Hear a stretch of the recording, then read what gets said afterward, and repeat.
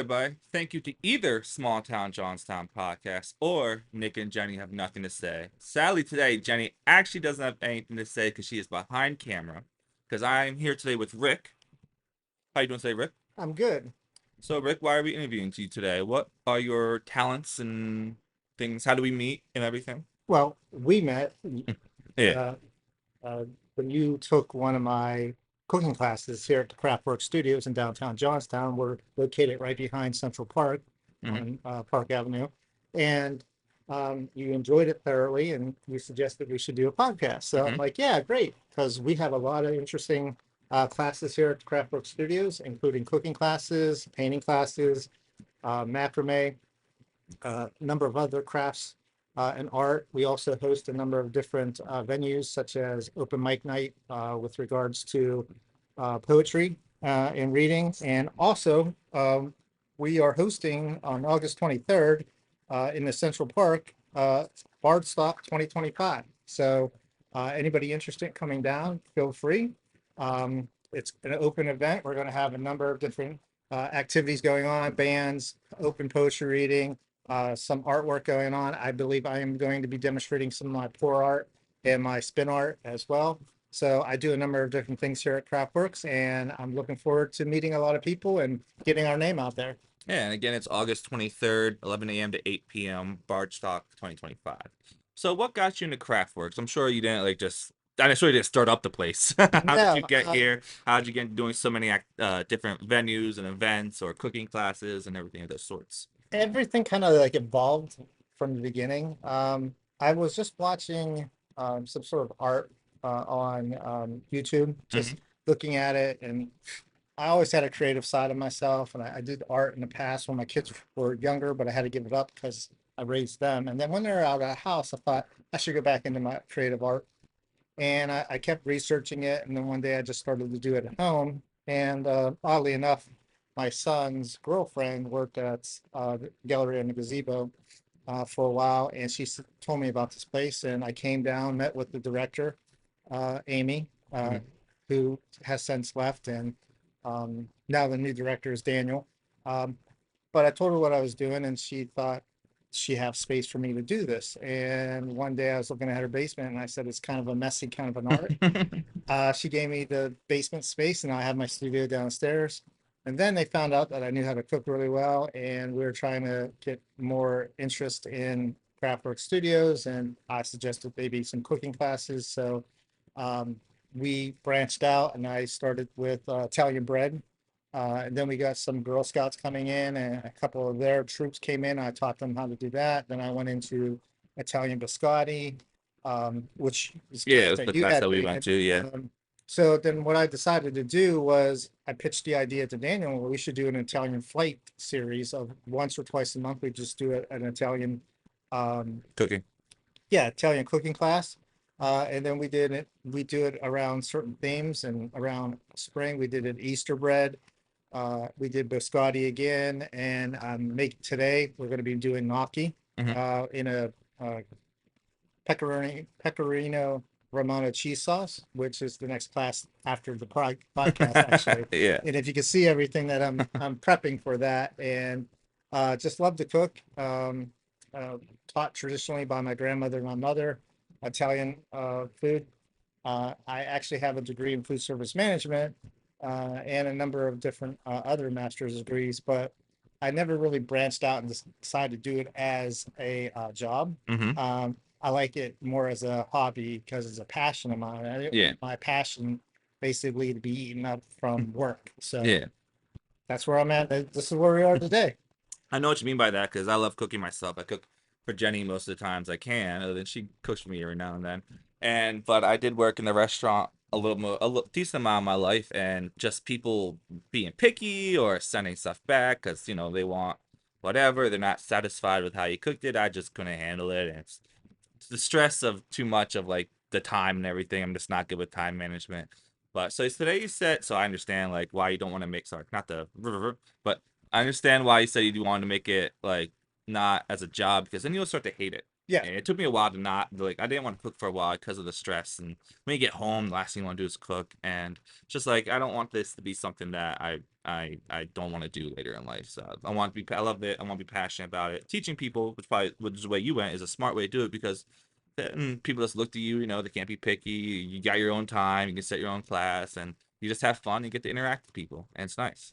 absolutely, and it's a good kind of a date night kind of thing, or date day kind of a thing. Hmm. We have couples actually sign up together and they do this together, something different. I think for Valentine's Day, that weekend we knew everything was going to be crowded, like with the Yeah. restaurants, and we said, hey, why don't you do this as a couple?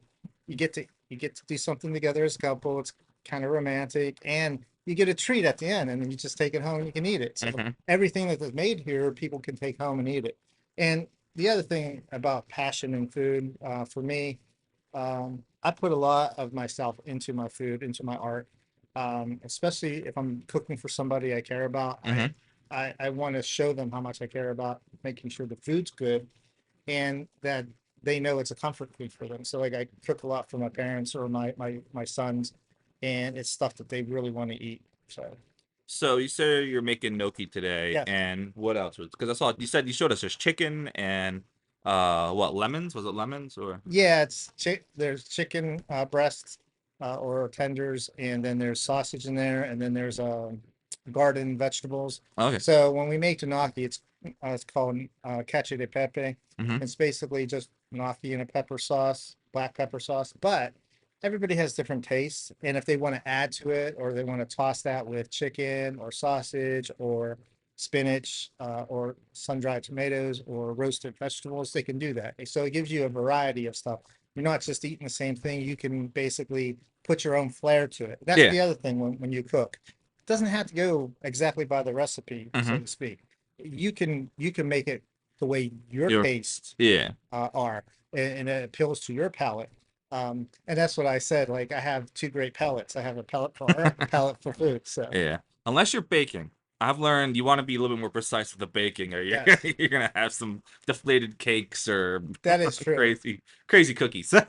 Yes, but you can add different flavor Yeah, if yeah. you You can want. So add different chocolate or caramel or whatever you yeah, feel in that time. So today, the main dish is the gnocchi, right? yes, So what kind of? I know you just telling me before we started up that there's two kind of gnocchis. I thought it was just potatoes. You said there was another way to do it. So what is your process of making gnocchi? well, you do both. You can use potatoes. You first bake a potato, and then you basically rice it, and then you mix it in with flour along with other ingredients, and you make the dough.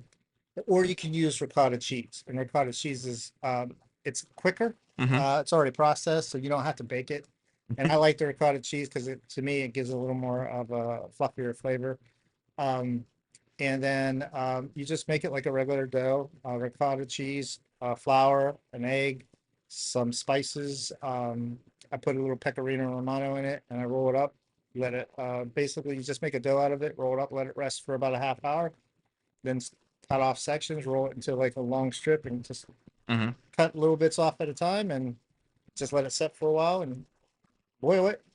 Then you make the cacio de pepe sauce with it. Just throw the pepperoni romano cheese in with it and a frying pan, and it just makes a nice cheese sauce with it. Yeah, that's good. That's good. That sounds good. So during our biscotti class, you showed us different ways we can put ingredients into biscotti. I think you had pistachio, you had caramel, you had you had chocolate powder too, Yes, cocoa powder. cocoa powder, and different other sorts. I think Yes. minty chocolate. So Thing.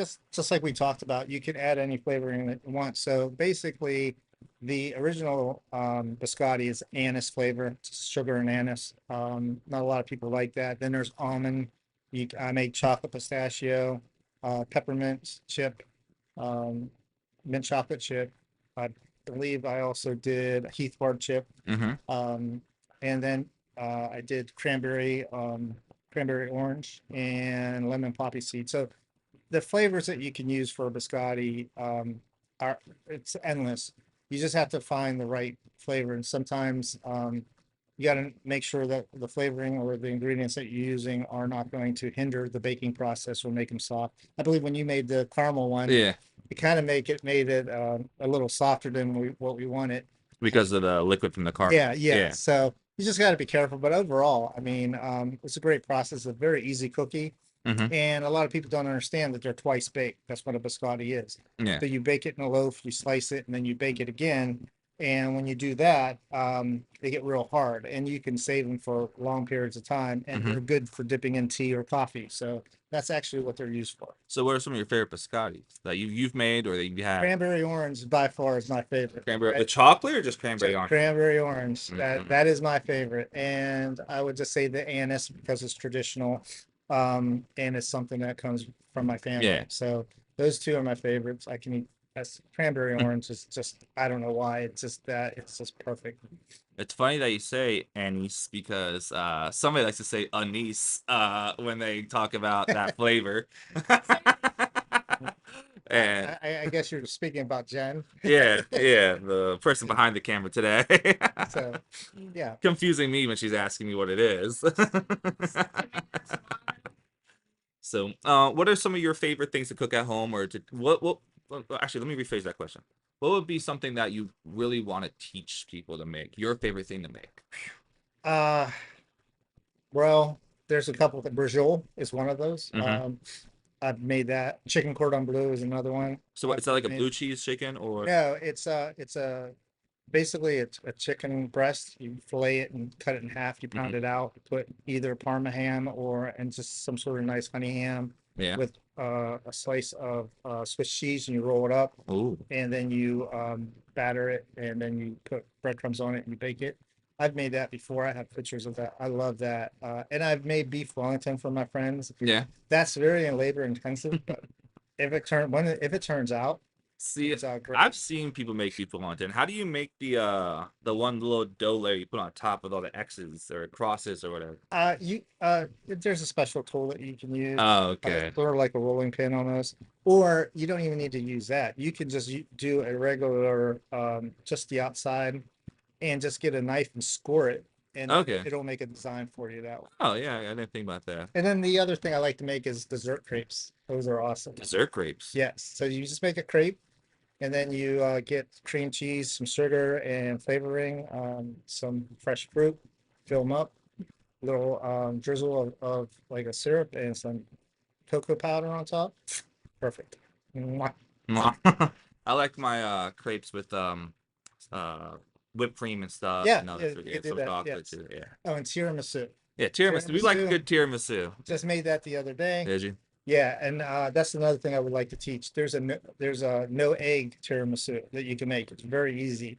You don't have to worry about Is that if different crackers that you use or not crackers? The cookies that you use? 'Cause that would be lady fingers. So yeah. they're specialized. You can typically get them just about anywhere, but mostly if you go to any Italian restaurant or Hmm. I'm sorry, Italian grocery store, specialty store, you can get those. I know Cambridge City has an Italian little Area. Yeah, Amerigos. shop, and there's Cazzatis. You can get them there. Um, plug for local community. So hey, Would you rate? Would you say Azadi's is good Italian? Like how are the bagels? How are the? Cazzatis is by far the best Italian store in the area. They have great bread. They have great soups. Um, I would say they're not as good as mine, but because I think, Excluding you, you yeah, know. excluding me, yeah.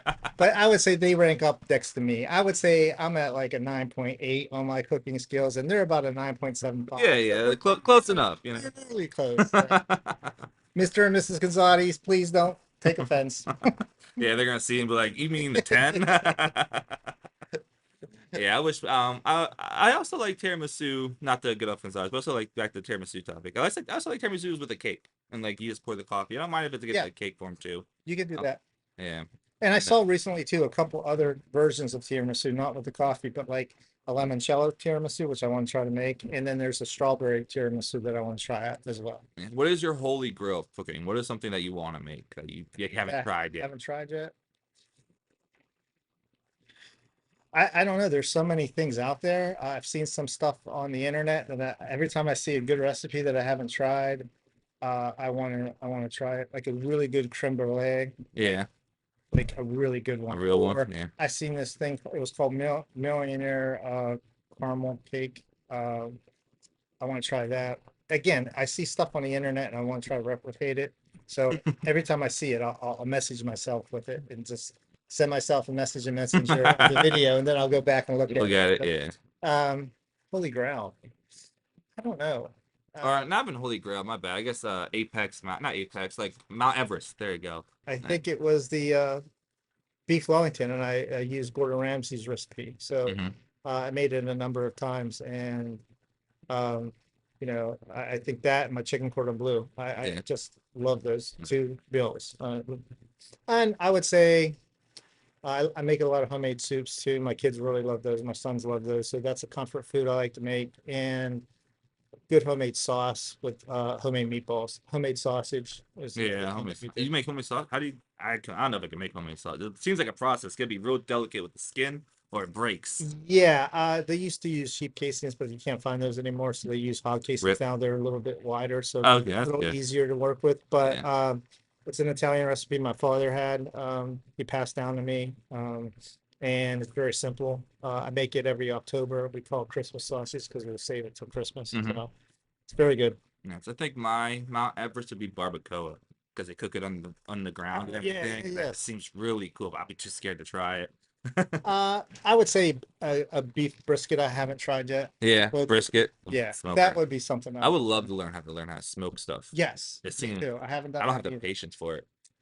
My stomach be growling. Yes. Just wait this for 48 hours. I'm like 48 Yeah. And hours. then I make a good barbecue sauce too. So Yeah, yeah, yeah. homemade barbecue sauce. So So, do you just stick to Italian cuisine, or do you kind of try and expand? I know you said beef Wellington, that's more of like an English cuisine, but do you try and expand like the French yeah. or Asian or any of that sort of Uh nature? and stay away from Asian. It's a little too difficult for me. I don't know why. Um, but I try to keep it Mediterranean, Hmm. European. I would say for whatever reason, I just it's the heritage. I stick to Italian mostly. I do have done French, some French dishes, some English dishes. I make an amazing French soup, French onion soup. So um, my sons love that too. So and I make a good Italian wedding soup. Yeah, Okay, yeah. yeah, So yeah, I would say I strictly Mediterranean Mediterranean, yeah. for the most part. Yeah. See, I like French onion dip, especially when you put the French onion soup in the sour cream and stir. French onion soup though, growing up, it's kind of like the almond extract for me. I can't. My mom made it too much that I can't like it anymore. Do you have something like that where maybe growing up that your parents or somebody may have made a little too much that you can't have, Uh, like you're kind of sick of? yeah, it's a funny story. Corn on the cob. I can't eat corn on the You cob. can't eat corn on the cob. My mother made it like 1 year every day for like 60 straight days in the summer. I was like, oh my God, Yeah. I cannot eat another corn on the cob. I'll eat corn out of the can or Yeah. I'll have to slice, but not on the cob. I can't That's do so it. it's so funny how this one thing, even like 60 days or whatever, for me it's just like every Christmas was almond like almond type cookies. I'm just like I can't. Like even that short period of time, I'm done for the rest of my life. I don't need to eat it ever again. Just the smell of it. I'm Yeah, good. same thing. Liver. I can never eat liver. You're not a liver person. I like liver, especially because we make my mom and I make a really good like we cook it and then we blend it and then we do like a breadstick and we dip it in. So Oh, that's cool. So, yeah, but yeah, that's liver. everything in a nutshell. Well, we're back, and as you guys can tell, a little different here. We have some food here. We have onions. It's just mushrooms, That is eggplant. eggplant, zucchini, Got peppers, chicken and lemon, and a little bit off screen here, but we'll take a picture so you can see it afterwards. A really good homemade sausage that we were just talking about not that long ago. So, what process did you go about this? Like, what the seasonings did you add? If you don't mind, I know you got a class coming up, so you're not trying to give away all your secrets, but what's some of the stuff that you use to I, season everything and cook it? First of all, olive oil goes in on just about everything. It is the best oil to use. Yes, everything that I use. Uh, Red pepper flakes, salt, pepper, Italian seasoning. Hmm. There are different Italian seasonings. Some has rosemary in it, some doesn't. I use a little bit of fresh basil with the chicken and the lemon.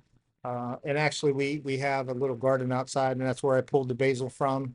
And I'm going to make a pesto sauce with that a little bit later. Nice. So the vegetables that you see when I make the gnocchi class, when I do the gnocchi class or make the gnocchis, I said about people adding a little bit of different Hmm. ingredients to make their own type of gnocchis with the cheese sauce. So I went ahead and just prepared some roasted vegetables, some roasted garlic, onions, some shallots, some chicken, some sausage, so we can cut up and we can also put into the dish. Anybody who wants it. And then anybody leftovers, I usually invite anybody to come back. I invited you and Jen to come back for Which we dinner. might. We got some stuff we got to do after this that we set up, but we probably would Yeah. come back try So, and make some things. but yeah, this is the kind of stuff that we do. This is what it looks like, hands-on the whole way across. I love just getting my hands dirty. Hmm. Somebody asked me a question about the biggest pet peeve about cooking. I wonder who. So, um, two pet peeves is cooking takes patience, Yeah. and you have to be very precise in knowing the times, Hmm. and you can't rush things sometimes. Yeah. Some people want to rush it and get done fast. You just can't, and you have to learn how to like multitask. Yeah. So like when you're making tiramisu, you have to be doing a number of different things, beating the cream and whatnot, or the heavy cream, getting it just right, mixing and stuff. But you also have to prep lady fingers and get those. So it's sort of like almost like a dance. You got to move yourself around the kitchen. You got to set up things properly so that you're not tripping over yourself. And a lot of people just get very disorganized, or they want things to just to turn out. And I find like people don't want to cook because it's too labor intensive, and it is in a sense. But once you do it enough, Yeah. I can do like I Like could do riding a bike. like by bread, for example. Hmm. Yes, it's very labor intensive, but after you do it so often, you could do it by memory. You don't really need the recipe anymore, and that's the key. Repetition builds consistency, and it builds efficiency. So Hmm. you have to be patient. So Yeah. sometimes people aren't patient. That's one of my flaws. I'm not as patient. I'm the person that cooks everything on high, and then instead of a medium heat Yeah. where it doesn't dry out as much. But I mean, Jenny likes my food, so it's good enough. Yeah, I mean, I probably could make like when I do a chili, I cook it within like an hour or two, but I could definitely keep it longer and let it more marinate and soften up. That's why for me, sometimes I tend to overcook for just me and her, but it comes out better the next day. Like a good pasta sauce comes out better the next day. Yes. The flavor's been more. Chili comes out usually better the next day, and some soups. This for some reason, like honestly, you probably should cook the day before what you're gonna eat the next day when it comes to stuff like that, especially a tomato sauce or Yes. anything, because it gives it time to cool off and the flavors to Meld together. meld together Yeah. and everything. Yeah, and that's key as well. And that happens when I make my sauce too. Yeah. Tastes great when you first make it, but as it cools and you Eat the next day. It's like, yeah, wow, it's there much was better. so much more Yeah. flavor. Yes. Especially like I like some Italian seasoning, salt and pepper's my go-to, but I also like that garlic to like garlic powder to a lot of Yeah. stuff. So I'm do a I. big garlic powder person, which sucks because sometimes I feed some of food to my dogs, and you're not supposed to give them garlic. Shh, they're fine. My pet peeve is when there's too many people or things going on when you're cooking. Because then it does get in your way, or you're like you don't know if something fell or whatever, and I'm just like, get out of my kitchen. Well, Yeah. the other thing too is I like to clean as I go. I don't. That's Jenny's pet peeve of my cooking. So like because then I get it out of the way and I Yeah, have more room for stuff. So, yeah, but yeah, yeah. Me, it's just when I'm in the zone and there's like somebody else in the kitchen or my dogs. I love you, but I'm just like get them out, and I'm gonna walk on them. I'm not gonna know it. and yeah, luckily I'm an empty nester, so I don't have any of that. And all the only bad I'm thing. sure you did though Oh before. yeah, no, I love cooking for my kids. Don't get me like every time I did, they were just so happy because Yeah, it was comfort for them. The other thing is all my equipment is here at Craftworks. yeah, So if I really want to bake something, I have to come down and do it, which I don't mind because then everybody else gets to eat what I make. So like today, yeah, it looks like there's a lot of food. yeah. I only have maybe two Two people people. in my class, but told everybody from Craftworks, all my other Mhm. associates, like, hey, you want a free meal? Come on down, and Yeah, this stuff will keep, and everybody can get a good meal. That's the other thing. That's the benefit of having an on-hands cooking class. You actually eat what you make. yeah. You don't have to wait. It's you eat it Taking right. it. It is Yeah. fresh. Everything's fresh. So So my next question would be, since you grew up in such an Italian household, and I kind of grew up in a Hispanic slash Greek household, whenever I cook for her, and she doesn't finish a plate, I'll go in my mind like, did you not like it? What's wrong? Why didn't you finish your plate? Were you like that when you cook for people? Like, did you get ingrained with that if they didn't finish a plate, it means you messed up or something, it didn't go I don't right? even give them time to finish your plate. I'm already asking them like, "Hey, is it all right?" You know, because I don't want to make something and it's Yeah. terrible. You don't want them to lie, like because if you did make a mistake in your cooking, you want to know what it is. Like, hey, Yeah. did I put too much salt? Because if you don't know, you know, your taste might be a little different than somebody Yeah. else's, and you know, you always have to keep that in mind. Like, Hmm. I don't use a whole lot of salt when I cook, Yeah. because I don't know how many people like salt. And they can always add it afterwards. Yes. But like, you know, if I put too many red pepper flakes in, somebody Hmm. might not like spicy as much as I do. You know, you just gotta like that's the Yeah. hard part because when you cook for a lot of people, Somebody's not gonna like yeah, something like somebody that. might not like Yeah. it, or if they like it, or maybe I didn't, you know, it's not to their liking because I used too much of something. And Hmm. a lot of people really don't like anise. Like you really have to have Yeah, grown up with it's a it. unique Yeah. taste. So I It's like cilantro. Not to cut yes. you off, No, but no, it's like no. cilantro. I agree. He doesn't like cilantro. I love cilantro. I grew up on it. Avocados too. I love avocados. She's not. She likes guacamole, but she doesn't like avocados. It's like me. I love tomato sauce. I love barbecue sauce. I even like tomatoes in my hamburgers and hoagies, but I can't eat it separately. Right. I like eating avocado, some salt, pepper, and avocado. I'm good. But yeah, it's like cilantro. Back to what you're saying though. My bad. No, no, no, that's fine. Yeah, I usually ask people right away because number one, if I'm cooking for you, whoever it is, Hmm. uh, you're somebody special to me, or you're a friend, a Yeah. family member, and I want it to be perfect for you guys. Like, Yeah. you know, because that's how I show Hmm. one way I show that I care about people is through my cooking, you know, and I really enjoy it, and it just gives me a sense of fulfillment, seeing the happiness on people's like you know when Yeah. you You eat get such something a really good satisfaction. like you could see it on somebody's face Yeah. like oh my god this is so good and you see them going diving in like you make a good tiramisu they're diving in and they're not even talking to you they're just Yeah. They're just finishing eating. They're yeah enjoying it. Yeah. that's what I want you know just you don't have to talk to me just finish you know Yeah, I don't need and the compliments. You yeah, eating it is a that's compliment that enough. yes so and that hey can you make that for me again Hmm. absolutely because I know you like it Yeah. so yeah I kind of stick to the traditional Italian stuff so I just love it it's what I grew up on it's comfort food and there's a lot of Italian food that is very comforting for a lot of people and not just uh, Italians but non-Italian people like a Mm. lot of people eat spaghetti or pasta Yeah. and then a lot of people eat a lot of heavy soups like the Italian wedding soup, and it's comforting, Mm. especially in the winter time. Like you Yeah, it's the live best for time. peace. Yeah. Yeah, it's kind of like kind of fills the home. And the other Mm. thing is the aromas. Italian cooking is very Aroma big. aromatic. Hmm. So you know as you walk in, if I'm cooking sauce, you can smell it. Yeah. It goes throughout the whole house. If I'm, you know, like right now, you can smell the vegetables and you can Yeah. smell the sausage. Yeah. It's very aromatic and Hmm. it's a good thing. Yeah. A lot of It's people don't like the smell of basil or oregano. really. I Yeah, did not know that. some people are put off, but I smell it and I'm like, man, I'm home. It's gonna be good. Yeah, Yeah. no, I'm just this is comforting Yeah. because that's what I grew up on. Hmm. Um, in Yeah. college, I did we did a a sensory test, and a lot of people who were smelling basil or oregano oil, they just didn't like it. And me, I was like, smells like home. Yeah. And Hmm. so it's what you're around, like you Mhm. said, what's what you're around, what you're used to is what you're Yeah. going to gravitate to. Yeah. Some people it's homemade apple pie. Yes, So I love that. she makes it really good. I was not an apple pie person before Jenny made for me because I'm not a very big soft, warm fruit kind of person.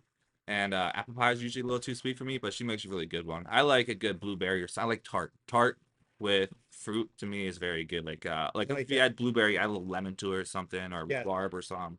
That to me is perfect. I love alternating flavors. Jenny from Top Row came out with a very good question. What's the worst thing you think you've made? The worst food I ever made. I And have that's so instead of the 9.8, it's like a 9.5. You no, know? there's a couple things that I made where I'm like, I had to, I tasted it. I'm like, I have to throw this away. This is not going to work. I, I don't even remember what it was. It was so terrible. Like He blocked it from I his like, I memory. remember eating it. I'm like, I can't eat I this. can't serve this to people. No, it was, and I don't know what was wrong with it. I don't know if Just the flavor. if it was spoiled or Mhm. something, or It was some sort of dessert too. It's always a desserts. I was trying to make a shortbread kind of a thing, Hmm. dessert shortbread cookie, and it tasted like soap. Yeah. I I was like, I can't. This is not good at all.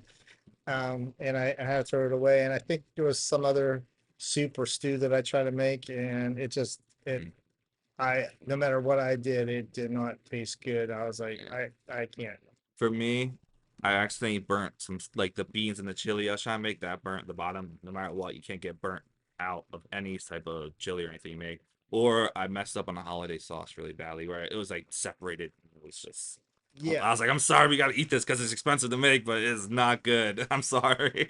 in college when I was when I was going for my food service management degree, yeah, the hollandaise sauce, I screwed that up too. It turned into scrambled eggs. So that was one of It's the pretty much worst. yeah, scrambled eggs and butter, pretty much. That was the worst thing I ever did. Yeah. So I remember that. I remember it. Because you know it's bad. Like these things, you just gotta keep cooking it. And you can tell it's bad because you see the curled eggs, and it's like, ugh. And then one of the other things that happened in college was we had a basically on our final we had to make whatever they pulled for us, and I was told to make lollipops, Ooh. and they're lemon, and the instructor grabbed it, looked at it, looks good, and she smacked it against against the table and it shattered, and I was about ready to swear at her. And she's like, "No, no, we have to do this. It has to break apart, like it has to look like little chocolate Glass. glass, Yeah. because it does. You hit the temperature right." Yeah. So that was the other thing that I was like, At least eat it.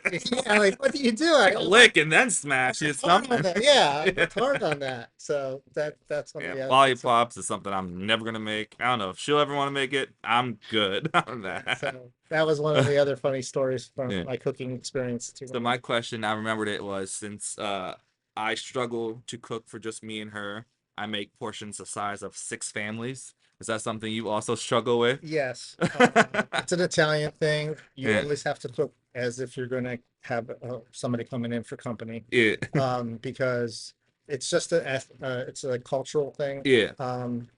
Always cook for more, Hmm.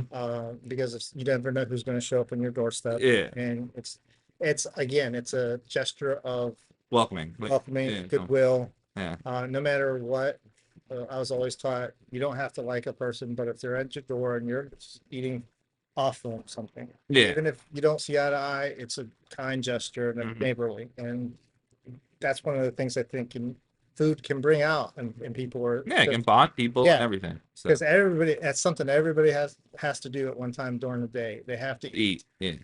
So you might as be offer them something good to eat. And then, that's the other thing that I do. If I cook, and especially if I make a lot of bread, I call my neighbors, I'll text them, hey, come to the back window, I'll hand them Yeah. a loaf of bread. And I'm like, oh my God, thank you. And let me know when you're cooking again. Let me know when you're baking again. Yeah. I love sharing my food. So Yeah. Food's a it good gives way. joy. Yeah. That's what I like. So So we can move on a little bit from the food. I remember when last time we talked, you said you had some other passions. We can get to your art in a second, but you also said you like to do indoor cycling and you like to run or yeah, walk a lot. So how did you get into those things? I know you said you love it. This is your weather right now because it's hot, yeah. hotter than heck. And for me, it's like it's too hot, but I'm sure you're loving this right now. Everything goes back to college. Yeah. I used to love to swim, so I ended up becoming a lifeguard in college, and I used to swim a lot. And then, unfortunately, I was going through some troubled times in 2013, and my Mhm. brother said, "Get a bike and go out and start just pedal your troubles away," which was a great idea. Yeah. So I start doing that. I also ran a little bit. So for some reason, I don't know when, but I would say about 6 years ago, I just got a bug in my head. I swim, I run, I bike. You know what? I'm going to do a, Triathlon yeah, or what? yes, and actually doing one tomorrow. Actually, Oh, okay. Yeah. uh, I am very far from that. it's a sprint. It's out in Butler County Moraine State Park, and I've done it before, and I've Mhm. done a number of different ones. But it was like one of those bucket list things, and once I did it, I was like, "Oh, I can do this," Yeah. and then I just got into that, and So it's not that hard. not if you're training. I swim just about I'm every gonna do day. it tomorrow. I'll see you Yeah, there. no. Um, I mean, my age and my body type, most people don't think that I can do it, but I do it, and Yeah. I'm not bragging or anything. It's just that just like if you train your body enough, Yeah. you'll get used to it. And Hmm. I did a 5K about 2 weeks ago in Portage. It's a Summerfest, and I gauge I gauge my ability to do a triathlon on how I might do a different race. So Hmm. uh, I was running very well in this 3K or 5K, and I'm like, you know what, I probably can do the sprint. And Yeah. there are different types of triathlon. So it's not the real big whatever Ironman, and it's Yeah. not the Olympic. It's a sprint. Okay.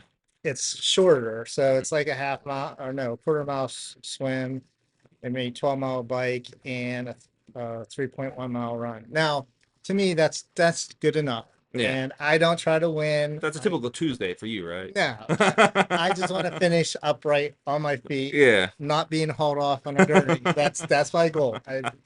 Just finished. Just finish. That's the key. And it just when you have like something that you're planned to do, like every year, Yeah. it forces you to train then throughout the rest of the year. So Yeah. if I always sign up for at least one, I know I have to train for it, Yeah. and it's like an extra motivation. Hmm. So yeah, so that's what I'm doing tomorrow morning. So I have to get Well, up early then. congratulations. I'm gonna wish you the best. Yeah. Hopefully Don't no congratulate gurneys. me, Yeah. don't congratulate me yet because I haven't finished. I haven't even started yet. So My bad. I know you will. good luck. You can Yeah, say good good luck. luck. Break a leg. No, I don't want to do that. You really feel bad if that happened. Yeah, I would feel bad if that happened. It's like, hey guys, broke my leg. Thanks a lot. Thanks. I'm like, what? Yeah. Oh man. But that's really cool. So what is so we can get to your art. What is the art? You mentioned them earlier, you kind of list them off. So what is this art that you do? Why is it messy? Why is it So first I got into art. I don't know why when my kids were younger. I don't know why. It's just something I did. And it was like it was a I would watch Bob Ross and yeah, Bob Don, Ross is a goat. Donna Dewberry, and they just showed you how to make different things with the wet on wet. And I tried it, and it's decent at it. It wasn't that good, but Hmm. then as my kids got out of the house, I had extra time, so I'm like, um, got into the pour art, spin art, and tilt art. And the reason why it's messy is the paint itself is very fluid. It's Okay. almost liquidy, Yeah. and you have to uh, first of all you have to prep the paints. So if you have a thick paint, you have to cut it with either water or some sort of mixing a Yeah, they'll medium. lighten it up. Yeah, Yeah, liquidy. and it makes it's more fluid. Hmm. And so you can do a number of different things with it. So you basically can layer the paint in a cup and then different colors, and then you can hit that on the canvas and then tilt Hmm. the canvas, and it'll make a different design on it. Or you can put it on a spinner and spin it, and it'll spin different designs out on it. Or you can use a hair dryer and blow it out. Yeah. I also use a pendulum, so for pendulum art, and I can show you some of Yeah, that is that stuff. some over there? Yeah, that's some of the You the want to go grab it? spin. You can come show. Yeah, so I'll explain a little bit of each. So this is a blow. So I use air or a hair dryer to blow out different designs. Mm-hmm. So it makes like petals or some sort of, I would say, smoky effect or Mm-hmm. flame effect. This is a tilt. So basically, you layer different colors on top of one another, and you can use a number of different things to make the designs. You can just tilt it out, and depending on the thickness of each of the paints, it will flow different ways. You can put a marble inside of it, and it can mix it together. And this is also a tilt. And again, for this one, Kind of looks like a chocolate bar to me, like a red velvet chocolate bar. I think it looks like Mars. Okay, yeah, I mean that too, maybe.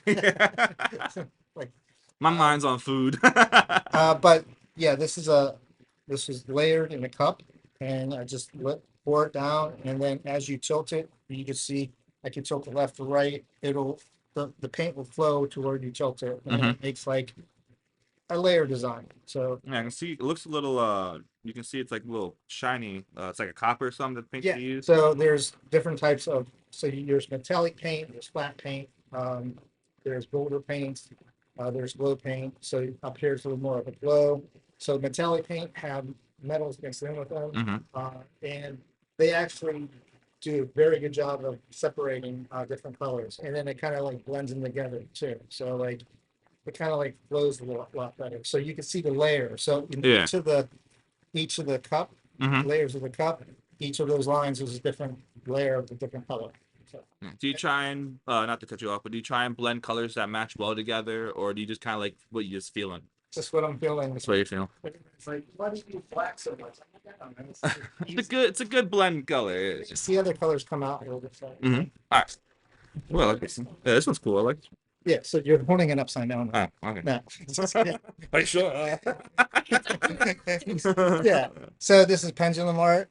So what I like to do is make a color, base color on a canvas, and then just put a cup on a string, and you let the string and Let gravity take its place. take its course. Yeah. And then this is another pour and different effect. So it's sort of like a 3D effect. So you see a base. Yeah. Different thickness of paint will cause the paint to flow in different ways. Heavier paint might stay at the top, and the thinner paint will roll off the canvas. So it'll crackle. I don't know how I do this, but it crackles, and the crackle effect is pretty cool. Yeah, So, that's pretty cool. Kind of looks like roots or trees or something like that. yeah, Like whatever. thunder, lightning, whatever. Yeah. Yeah. Oh, I'm sorry, it's upside down. No, yeah, sure. No, I'm just kidding. There's no upside down. It's up to your interpretation. That's right. It's all abstract. So, do you have a favorite painting that you've made? Do you still have it, or have you sold it off? That's a good question. I have a lot of favorite And things. it's like trying to pick your favorite kid, right? The middle one. I'll show you. I can get it. I know exactly which one it is. Yeah, go right ahead.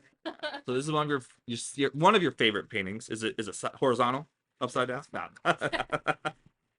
That's one. This is not my favorite painting. I'll send you a picture of my favorite painting. It's hanging up in my house, actually. But this is one of my second favorite paintings. The crackle effect. I don't know how I did it, but it looks like Yeah, this looks like it's like. almost like a sun beams coming Yeah. through different colors. So Yeah, it's really cool. It's kind of like a little bit of a beach oceany type vibe with the way you did the blues and stuff. So yeah, it's really cool. that's one of my favorites. Yeah. All right. Well, I think it's good to wrap up there. Yeah, art, food, everything. So Yeah. your activities that you do, and like. So I remember real quick. You said you coach indoor cycling too, or not anymore? It depends on anybody who wants to show up.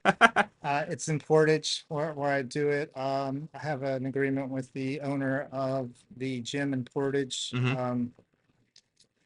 And he has a cycling room upstairs, so I'll teach whenever. If people reach out and say, "Hey, I'd like to do a spin class," I'll go and set it up. Or I might go on Facebook or my Facebook page and say, Yeah. "I'm going to be having a spin class on this date at this time." If somebody shows up, great. If not, I just do it myself. So Sounds good. So, talking about reaching out to you, what is the best way to reach out to you or find out about these cooking classes, your artwork, and all the other activities that you coach or teach and stuff like that? What's the best way to get to you? the best way to for the cooking classes and the art and Craftwork Studios is to reach out to or actually go to our Facebook page on Craftwork Studios on Facebook. That's what you type in, Craftwork Studios. You should be able to reach out to anybody there. Hey, we can put a link in the bio. Yeah, and people want to reach out to me on my Facebook page, they can do that too. I do make cookies, so I'm talked to people about they want me to make cookies for them on special occasions, nothing too big. I can do that. I actually gave a whole bunch of my cookies to Geller in a gazebo. They must have had some sort of event, tea party or whatnot, and I had all these extra cookies, and I just walked over and said, "Here." Yeah. They loved them. They're very appreciative. So, but yeah, you can reach out. I have a public Facebook page, so you can reach out to that way as well. Any other shouts you want? Anyone shouts you want to give out to? Yeah, I'm going to do this one more time. Yeah. Bardstock 2025 is August 23rd. Being put on by the Craftwork Studios. Again, there's going to be a number of different venues, number of different types of entertainment, art, poetry, bands, music, everything and anything you could think of. We're closing off a couple of the streets here. We're having stages put up. So hopefully it's going to be a great time. Looking forward. It's something unique for our city. So you have nothing to do next week. Weather's supposed to be really nice. Come on down. Yeah. All right. Thank you very much for coming on. It was Hey, good talking thank to you. you. Great seeing you Food guys. looks great. I'm sure everybody's gonna enjoy it. Thank You you. might come back to For the get some food. supper. Yeah. Try it. Yeah. All right. Thank you very much. Well, thank you. I really appreciate it. Again, this is Nick from either the podcast they listen to. Richard Felbo from Craftwork Studios, downtown Johnstown. Please like, share, comment, subscribe if you haven't, and try and listen to us on any of the other podcasting platforms.